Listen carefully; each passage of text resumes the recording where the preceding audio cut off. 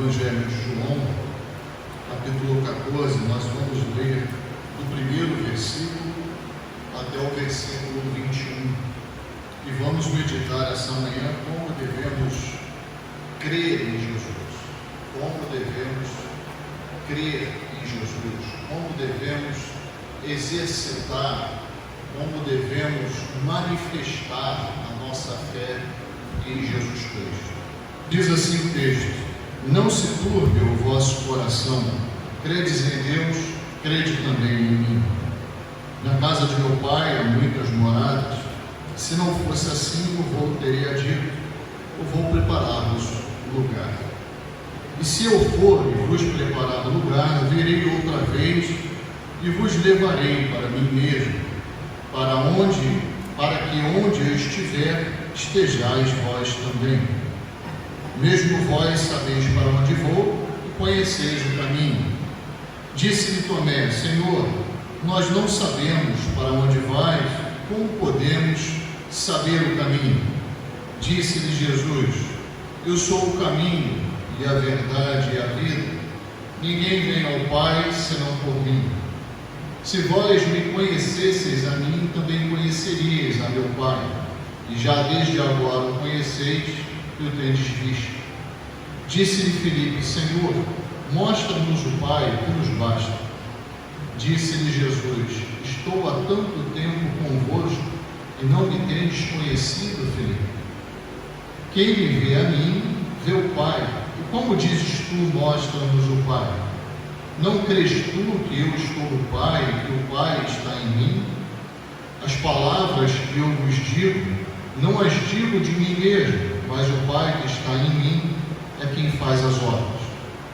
Crede-me que estou no Pai e o Pai em mim, crede-me ao menos por causa das mesmas obras. Na verdade vos digo que aquele que crê em mim também fará as obras que eu faço, e as fará maiores do que estas, porque eu vou para meu Pai. E tudo quanto pedirdes em meu nome, eu o farei, para que o Pai seja glorificado no Filho. Se pedirdes alguma coisa em meu nome, eu o farei. Se me amardes, guardareis os meus mandamentos. E eu rogarei ao Pai, e ele vos dará outro Consolador, para que fique convosco para sempre. O Espírito da verdade, que o mundo não pode receber, porque não o vê nem o conhece. Mas vós o conheceis, porque habita convosco e está em vós. Não vos deixarei órfãos, voltarei para vós. Ainda um pouco, e o mundo não me verá mais, mas vós me vereis, porque eu vivo, e vós vivereis. Naquele dia, conhecereis que eu estou em meu Pai, e vós em mim, e eu em vós. Aquele que tem os meus mandamentos e os guarda, esse é o que me ama. E aquele que me ama será amado de meu Pai, e eu o amarei e me manifestarei a ele. Amém. Em particularmente, na minha concepção, humilde concepção, esse é um dos textos mais belos dos 4 evangelhos. Por que eu acho isso? Porque o Senhor Jesus Cristo, sendo onisciente como Deus, tendo o conhecimento de todas as coisas, ele consola com estas palavras, traz esperança, e eu digo assim, dá uma afinada no que os seus discípulos pensavam acerca dele. Tinha algumas coisas que ainda não estavam muito bem afinadas, muito bem alinhadas. E isso nos traz já muita coisa para pensar, né? Será que o que nós cremos de Jesus Cristo está de acordo com a expectativa que ele tem acerca da nossa fé? É uma coisa que traz muita coisa para pensar, individualmente, né? Individualmente. Será que a forma que eu creio em Jesus Cristo é aquilo que ele espera de mim? Porque claramente ele precisava fazer isso nesse momento. E claramente ele deseja continuar fazendo isso. Que os seus discípulos cresçam no conhecimento e na experiência pessoal com ele. Depois dele soltar 2 bombas, sendo onisciente, claramente, primeiro ele fala que seria traído. Está aqui no final do capítulo 13. E depois ele fala que seria negado. Os irmãos imaginem, né? Solta 2 coisas assim terríveis.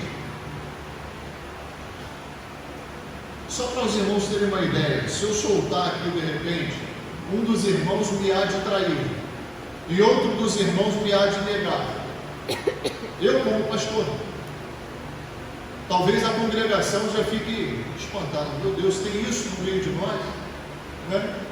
Como é que pode um indivíduo no nosso meio aqui, com tanto amor, fazer isso com o pastor? Imaginem Jesus Cristo falando isso para os seus discípulos abertamente: um de vós me há de trair. No meio de tanto amor, de tanta experiência ao lado do Senhor Jesus Cristo, no mínimo ia se trazer espanto, né? Medo, e se bobeasse, a obra do Evangelho paralisaria. Depois ele fala que Pedro iria negá-lo. Pedro, aquele que diz: não, Senhor, eu vou aonde estiveres. Ele fala para Pedro: você vai mesmo? Tem certeza do que você está falando para mim? Na frente de todos os discípulos, ele fala que Pedro iria negá-lo. E os discípulos provavelmente já viam em Pedro uma liderança, né? Olha, outra liderança vai cair, vai negar o Senhor. Naquele momento ali, para eles, irmãos, poderia ser impossível isso acontecer. E isso traria certamente um problema de continuidade de caminhada ao lado do Senhor Jesus Cristo. E ele, tendo todo o poder, todo o conhecimento, ele para e traz essas palavras que começam assim: não se turbe o vosso coração. Isso quer dizer, não permita que o vosso coração seja tomado por uma tempestade de dúvidas. É isso que essa palavra turbar significa no grego. Não permita que o seu coração seja tomado por uma tempestade de dúvidas. E para que isso não acontecesse, o que Cristo faz? Ele começa a trazer uma porção de certezas para os seus discípulos. Certezas que eles não iriam construir, mas que Cristo estava concedendo para eles, lembrando do que a fé nele traria.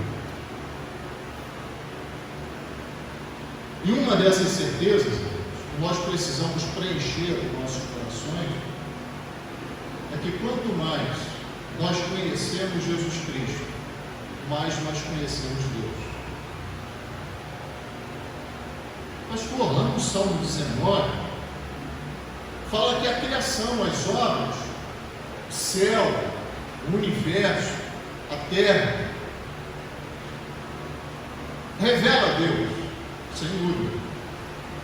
Deus se revela de diversas formas. E realmente, no Salmo 19, fala que as obras de Deus, ou seja, a criação, revela o Criador. Mas revela de que forma? De forma limitada. Eu posso ter certeza que Deus tem muito bom gosto. Entende? Pela criação, sim ou não? Sim. Nós vemos hoje a criação deteriorada pela ação do homem. Mas originalmente, alguns lugares que nós podemos ver como preservados, uma coisa linda, né? Deus tem muito bom gosto. Eu olho para mim e falo: Deus tem muito bom gosto. Isso não quer dizer com aparência, não, tá, irmãos?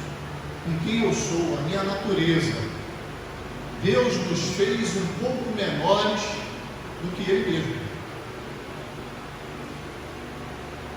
Deus nos fez um pouco menores do que Ele mesmo. Fomos feitos à sua imagem e semelhança. Que coisa, né? Infelizmente, nós sabemos que o pecado deteriorou isso. O ser humano adquiriu características do inimigo das nossas almas e perdeu as características do seu Criador por escolha. E hoje, quando ligamos um repórter, quando nós pegamos e vemos na internet notícias, muitas vezes nos entristecemos com o que a criação de Deus se tornou. Foi maculada pelo pecado. Mas a verdade, irmãos, é que Deus se revela nessas coisas, não é de forma limitada. Eu não conheço Deus perfeitamente através da sua criação. Deus se revela através da sua palavra. Certamente, desde o Antigo Testamento, Deus revela a sua natureza, principalmente através da sua palavra. Mas principalmente, no auge dos tempos, Deus enviou o seu Filho ao mundo para que Ele revelasse a sua pessoa. Não há como conhecer Deus sem conhecer Jesus Cristo. O Evangelho de João, capítulo 1, versículo 18, diz assim: Deus nunca foi visto por ninguém, mas o Filho unigênito, que está no seio do Pai, esse o revelou, o fez conhecer, o tornou conhecido. Que coisa interessante, não é? Vamos lá em Colossenses, capítulo 1, carta aos Colossenses, capítulo 1. Muito interessante também o que Paulo diz acerca de Jesus Cristo. Carta aos Colossenses, capítulo 1, versículos 15 a 17.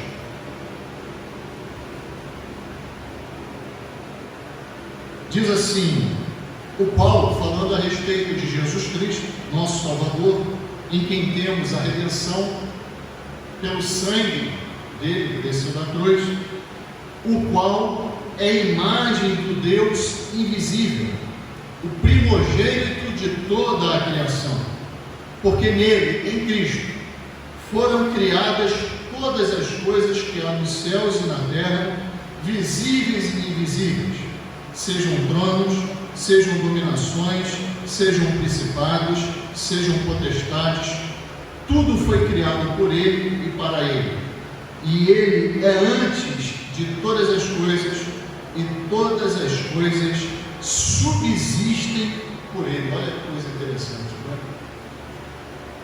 Olha que coisa interessante. Cristo revela a Deus como sendo o próprio Criador de todas as coisas, o agente de toda a criação. Então não existe a pessoa conhecer Deus sem conhecer o seu Filho. Não há outra manifestação. Você pode pegar escritos do homem mais inteligente, do filósofo, que conseguiu chegar mais perto da revelação de Deus. Todos esses escritos não são nada perto da revelação pessoal de Deus no seu Filho Jesus Cristo. Deus nunca foi visto por alguém, mas a pessoa de Cristo revela inclusive Deus fisicamente. Que coisa interessante. Coisa interessante. Deus é Espírito. Ele não se revela ao homem fisicamente, mas quem olha para Cristo enxerga o próprio Deus. Mas pastor, nós não conhecemos fisicamente como é o Senhor Jesus Cristo. Um dia nós vamos conhecer.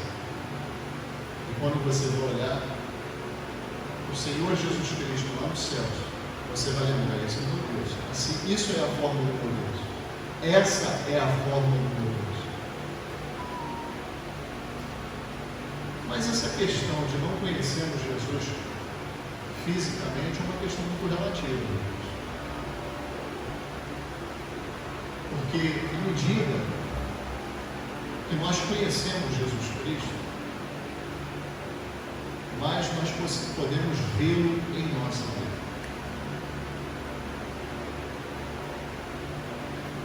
Mas, pastor, eu não chego a vê-lo fisicamente. Você não precisa. Você não precisa vê-lo fisicamente. Mas você precisa enxergar as palavras dele se cumprindo na sua vida e a sua grandiosa obra sobre você. Isso é revelação. Prestem bem atenção, no versículo 7 diz assim: Cristo respondendo acerca do caminho para o Pai, ele diz assim: se vós me conhecesseis a mim, também conheceríeis a meu Pai. E já tens agora, e já desde agora o conheceis e tendes o quê? Visto quem? Deus. E não para por aí. Disse-lhe Filipe: Senhor, parece que ele ainda não, Filipe teve dificuldade de entender a unicidade que há em Cristo e Deus. E ele fala: Senhor, mostra-nos o Pai, o que nos basta? E ele responde: estou há tanto tempo convosco, Filipe, e não me tendes conhecido. Quem me vê a mim, vê o Pai. E como dizes tu, mostra-nos o Pai. E aí agora ele começa a dizer como é que eles têm que ver Deus nele. Não crês tu que eu estou no Pai e o Pai está em mim? As palavras que eu vos digo, não as digo de mim mesmo, mas o Pai que está em mim é quem faz o quê? As obras. Então nós temos aí uma coisa muito importante para a nossa fé. Muito bom. À medida que eu conheço as palavras de Cristo, mais eu conheço Deus se revelar na minha vida. E à medida que eu me entrego às palavras de Jesus, mais eu experimento a sua obra na minha vida, como sendo a obra do Pai.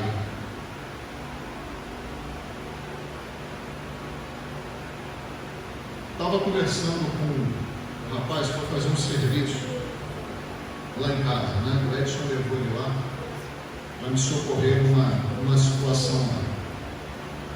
E o rapaz me parece que é um frequentador de igreja. Temos muitos hoje, Frequentadores de igreja. E isso é muito triste, porque o frequentar a igreja não salva. E se de hoje para amanhã o dono da igreja vier buscar ela, você fica. E é uma coisa que precisa ser avaliada, muito bem avaliada. Nós pertencemos espiritualmente à igreja de Cristo a partir do momento que eu declaro, confesso diante dos homens que eu creio no sacrifício de Jesus Cristo como aquele suficiente para me perdoar os pecados e me conceder vida e salvação. Em seguida eu obedeço cumprindo a ordenança do batismo, que é o que Gabriel, de muito bom coração, de muita certeza e convicção de fé, decidiu fazer. Do jeitinho dele assim, ele tem muita convicção do que ele decidiu. Se não for assim, eu não pertenço à igreja de Cristo. Eu costumo perguntar para os irmãos o seguinte: eu começo a vida cristã pelo primeiro degrau ou pelo terceiro? Já experimentaram começar a subir numa escada pelo terceiro degrau? A probabilidade dos irmãos caírem é muito grande, Muito grande. E eu estava conversando com esse rapaz justamente sobre isso, porque ele estava falando que os tios dele eram frequentadores da igreja e de repente resolveram se batizar. E aí se batizaram. E começou a acontecer uma porção de coisas na vida deles de luta, de tribulações, de dificuldade. E um deles falou para ele assim: tá vendo? O que adiantou me batizar? E eu falei para ele, essa pessoa não sabe o que é a fé em Jesus Cristo. Não sabe o que é a fé em Jesus Cristo. Eu não vou fazer ele responder porque ele é tímido, eu não sei. Se bem que espiritualmente não é. Falei para ele isso hoje. Mas o que eu te falei no domingo passado? Você falou assim para mim, eu creio no Senhor, retrasado, né? Eu creio no Senhor Jesus Cristo. Eu falei, olha, espero que vai vir outro na sua vida. Vai ter dificuldade, você vai enfrentar bastante oposição do inimigo das nossas almas. É natural que isso aconteça. Ele não quer perder nenhuma alma que ele quer levar para o inferno. Então, quando ele perde, ele tenta de alguma forma, parábola do semeador, né? Ele tenta de alguma forma retirar a semente que foi lançada no coração. Eu falei, ó, fica firme. Pedi para a Mari passar o meu contato para ele, eu peguei o contato dele para a gente poder conversar, se tivesse alguma dúvida, para edificar essa fé. É natural que isso aconteça, porque é uma luta espiritual. E a partir do momento que nós entregamos a nossa alma ao Senhor Jesus Cristo, as entidades, as potestades do mal tentam roubá-la de volta. Tentam roubá-la de volta. Isso é se entregar de verdade. É enfrentar essa luta e dizer, eu não quero mais o pecado na minha vida. Eu não quero mais o mundo. Eu não quero mais andar como andava anteriormente. Mas eu quero receber esse Cristo e todos os seus valores sobre a minha vida. Eu quero trilhar esse caminho do lado do meu Salvador. Isso é crer em Jesus Cristo. Eu digo para os irmãos, não existe fé verdadeira em Jesus Cristo sem renúncia. O que nós estamos vivendo hoje, nessa história de que venha como estás e permaneça como estás, irmãos, não existe, isso não é evangelho. Isso não é evangelho, nunca foi. É uma luta pessoal. Eu, para me converter, irmão, foi uma luta que só eu e Deus sabemos. Satanás fez de tudo para eu continuar no pecado. Tudo. Me botou doente, botou problema na minha família, problema no trabalho. Foi tudo ao mesmo tempo. E eu conheço a história de alguns aqui que não foi diferente. Isso é se entregar a Jesus Cristo. É passar por essa experiência de luta espiritual. Porque você, através da sua decisão, vai estar tirando a sua alma do inferno e colocando nos céus. Esse é o primeiro passo. Essa é a verdadeira fé. E daí por diante, é necessário que nos fortaleçamos para continuarmos nessa luta, para continuarmos nessa guerra. E todos os dias nos revistamos da armadura que está prontinha para nós usarmos. Isso é vida cristã. E cada vez mais, quando me revisto dessa armadura, eu aprendo do Senhor Jesus Cristo, que eu faço a vontade dele na minha vida, cada vez mais eu conheço o que é ter comunhão com Deus. E eu estava falando para a Ana, né, como se fosse um ciclo virtuoso que se autoalimenta. Cada vez mais eu me dedico a essa vida com o Senhor Jesus Cristo.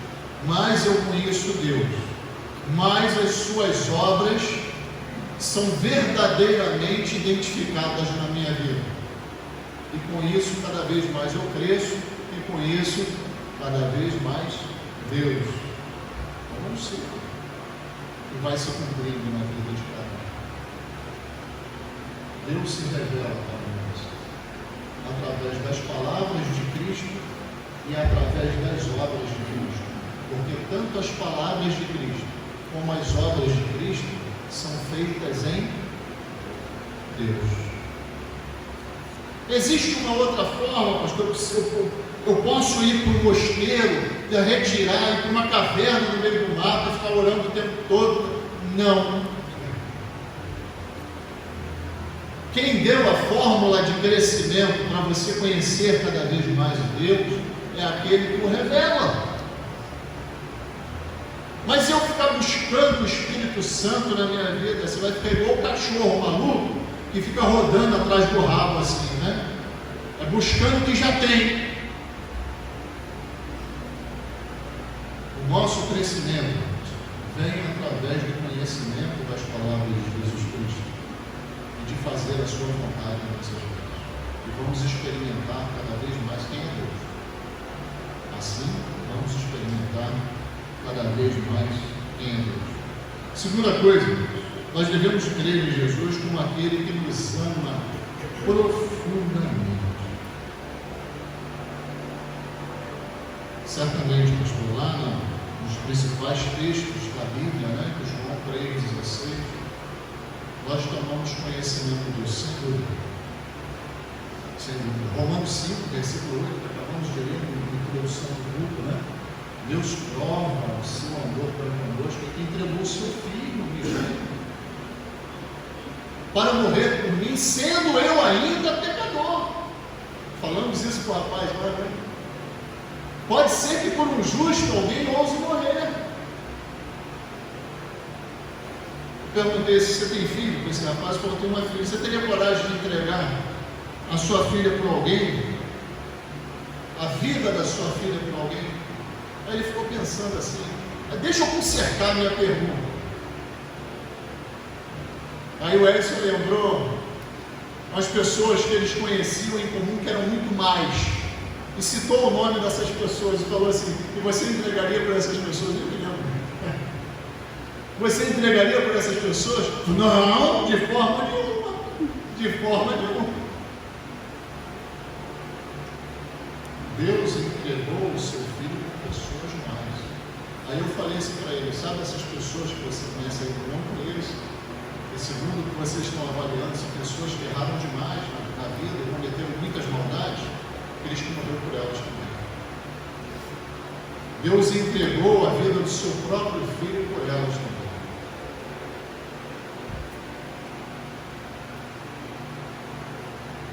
Isso é transbordar de amor de cada um de nós.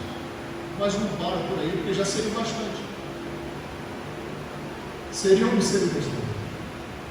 Para mim já é bastante, mas não para por aí. Não para por aí. Porque Cristo diz assim: não vos deixarei órfãos. Quem fica órfão é quem fica sem ter. Sem pai e mãe. No caso dele está falando de pai, né? Mais uma vez Cristo se colocando como o próprio Deus. Não vos deixarei órfãos. Eu voltarei para vós. Eu voltarei para vós. Quando ele declara isso aqui no versículo 18,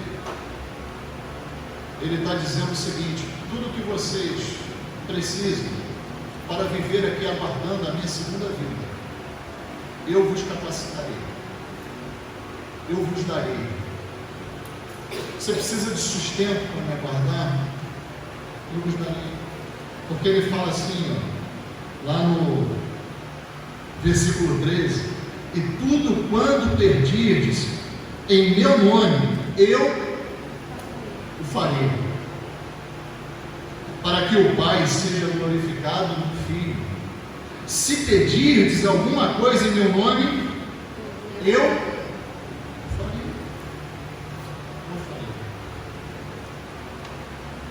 já seria bastante o amor que Jesus teve por mim e o conduziu a Deus. Mas não só isso, Ele nos ama tão profundamente que Ele nos dá todas as nossas necessidades. Prestem bem atenção. Necessidade. O que passa disso é o Evangelho de prosperidade. Que Deus nos promete, através do seu Filho, é não deixar faltar nada. É isso que ele nos promete. Mateus 5 confirma isso, Mateus 6. Não nos permitirá faltar nada. Todas as nossas necessidades. Deixa eu falar uma coisa para os irmãos. Quando a gente fala de necessidade, a gente tende, nós somos tão materialistas, que a gente tende a lembrar só de necessidade física. Mas deixa eu te lembrar uma coisa. você tem necessidade de ser sustentado psicologicamente, tanto quanto materialmente. Só trazendo uma lembrança. Cristo oferece tanto uma coisa como outra. Sabe por quê? Ele fala assim, versículo 16: e eu rogarei ao Pai, e Ele vos dará outro Consolador, para que fique convosco para sempre. O Espírito da verdade, que o mundo não pode receber, porque não vê nem o conhece, mas vós o conheceis, e habita convosco na pessoa de Cristo. E quando Ele for, estará em vós. Cristo não promete somente um sustento físico, mas promete também um sustento psicológico nos piores momentos da nossa vida. Que grande amor, né? Aposto que poucos irmãos lembram que isso é amor. Isso é amor. E isso é garantia para todo aquele que crê realmente em Jesus Cristo. Ser sustentado neste mundo, tanto física quanto psicologicamente, porque esse é o trabalho do Espírito Santo na nossa vida. Esse é o verdadeiro trabalho do Espírito Santo na nossa vida. Agora, quem é amado profundamente deve desenvolver esse amor, não é verdade? Sim ou não? Eu espero que sim, né? Porque o Pai nos ama profundamente para que nós também nos tornemos instrumentos de amor. Olha, se eu experimento amor, essa experiência tem que me levar a fazer o quê? Amar. Amar. E amar em primeiro lugar quem? Senhor Jesus Cristo, que é Deus. Que é Deus. Olha o que ele diz no versículo 15: se me amardes, guardareis os meus. Olha só que coisa interessante. Versículo 20 e 21. Naquele dia conhecereis que eu estou no meu Pai, e vós em mim, e eu em vós. Aquele que tem os meus mandamentos e os guarda. Olha só que coisa interessante. Ter os mandamentos não significa que guarde. Deus compra. Isso mesmo, Deus, na pessoa de Cristo, completa aqui a obra que Ele quer fazer na nossa vida. Tem os mandamentos, ou seja, conhece-os, mas somando, o que mais? Os guarda. São duas coisas complementares. Conhecer só, isolado, e guardar também isolado, para guardar qualquer coisa, né? Então as duas coisas têm que caminhar o quê? Juntas. Conhecer os mandamentos de Cristo e guardá-los. E o resultado disso? Esse é o que me ama. E aquele que me ama será amado de meu Pai. E eu o amarei. Uma coisa muito linda: me manifestarei, ou seja, me farei presente em sua vida. Irmãos, o desejo profundo desse pastor é que vocês experimentem cada vez mais. Profundamente. Através do conhecimento das palavras do Senhor Jesus Cristo, nós cresçamos cada vez mais em amor, em primeiro lugar, para com Ele. Em segundo lugar, para com os meus irmãos. E em terceiro lugar, pelas almas perdidas. Essa é uma tríade de amor, irmãos, que não pode se separar. Se você deixa uma dessas pernas de fora do que você sente como amor, você vai ser falho em praticar esse amor, porque o verdadeiro amor vem do amor, porque Deus é amor, ou seja, a sua natureza é amor. Eu só conheço o que é amor verdadeiramente se eu conhecer Deus. E eu só conheço Deus conhecendo Jesus Cristo. E eu só conheço Jesus Cristo amando-o profundamente através de conhecer os seus mandamentos e guardar os seus mandamentos. Não tem como ser diferente. Por último, nós devemos crer em Jesus como aquele capaz de nos dar viva esperança. Muitas pessoas se aproximam do Evangelho com muitas querências. Não é verdade? Muitas querências. Provavelmente o tio desse rapaz, a tia desse rapaz, se aproximaram do Evangelho querendo alguma coisa. Se decepcionaram. Porque o Evangelho não veio conceder bens materiais e nem uma vida aqui abastada e muito tranquila. É isso que o Evangelho faz. O Evangelho, sim, te ensina a passar pelas intranquilidades, pelas dificuldades dessa vida em paz. E isso o Evangelho te promete. Agora, anular os problemas dessa vida, isso não é Evangelho. No mundo tereis aflições, mas tem de bom ânimo, eu venci o mundo. Quem disse isso? Então não é possível que ele afirme uma coisa dessa e, ao conceder as benesses do Evangelho, uma das concessões seja não vai ter problema nenhum. Não existe isso, não há incoerência nos ensinamentos do Senhor Jesus Cristo, pelo menos no Evangelho. Não há incoerência. Então a verdade é que o Evangelho, ele nos concede uma viva esperança. Quem ainda não tem essa viva esperança dentro do seu coração precisa rever a sua conversão. Por que você creu no Senhor Jesus Cristo?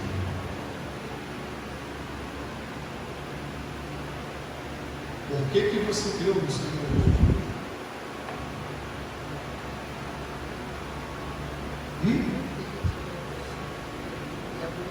Não foi para adquirir uma certeza de que, se meus olhos fecharem aqui, pelas palavras, pela morte e pela ressurreição de Cristo, eu tenho uma garantia de vida e vida eterna no Senhor? Foi ou não foi? Foi. Se foi por qualquer outro motivo, pode esquecer. Reveja, retorne ao motivo da sua fé. Porque Cristo veio conceder salvação e vida eterna através do perdão de pecados. O sacrifício dele veio conceder essa segurança, essa certeza e essa viva esperança que não pode ser retirada de nossos corações. Porque quem prometeu é fiel para completar a obra. Ele vai completar.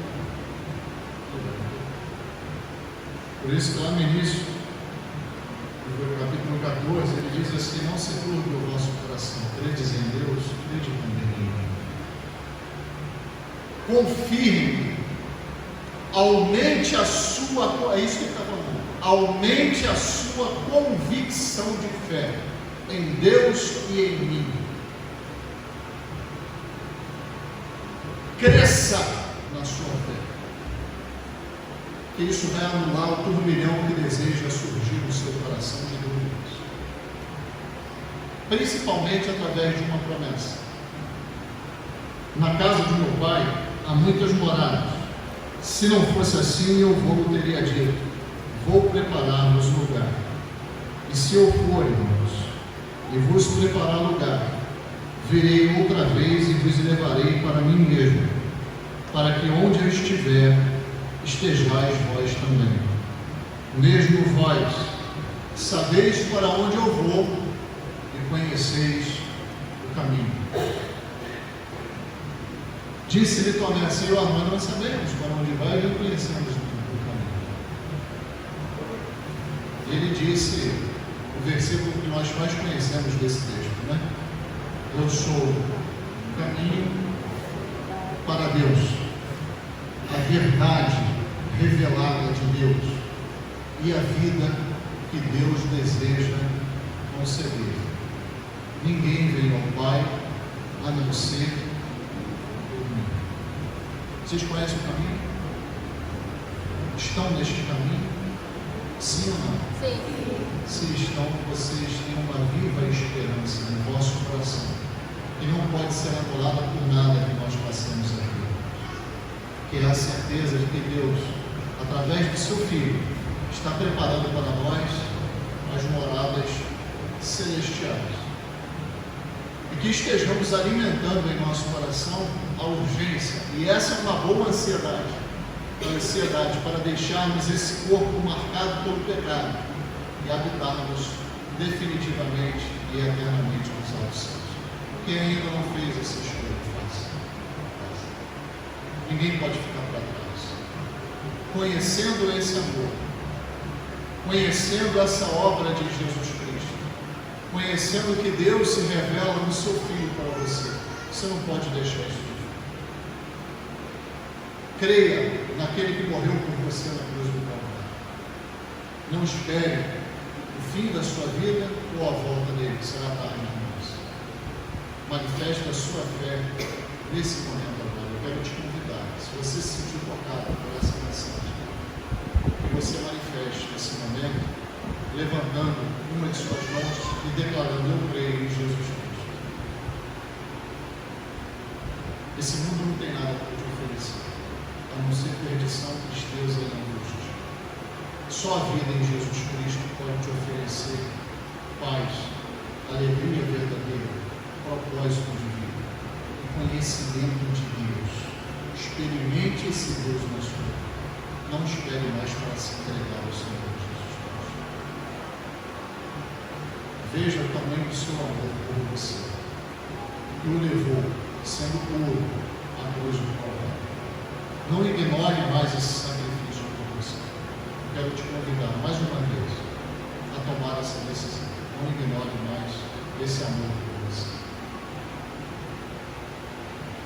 Se não, Deus te deu uma outra oportunidade de crer no seu Filho como o único e suficiente Salvador, que te faça entender que as escolhas por esse mundo só vão te trazer angústia e tristeza, que é o que o pecado traz. E para nós, irmãos, estejamos com os nossos corações muito firmes, observando as palavras do Senhor Jesus Cristo, essa grandiosa obra na nossa vida, e que cresçamos em graça e em conhecimento diante dele, para podermos experimentar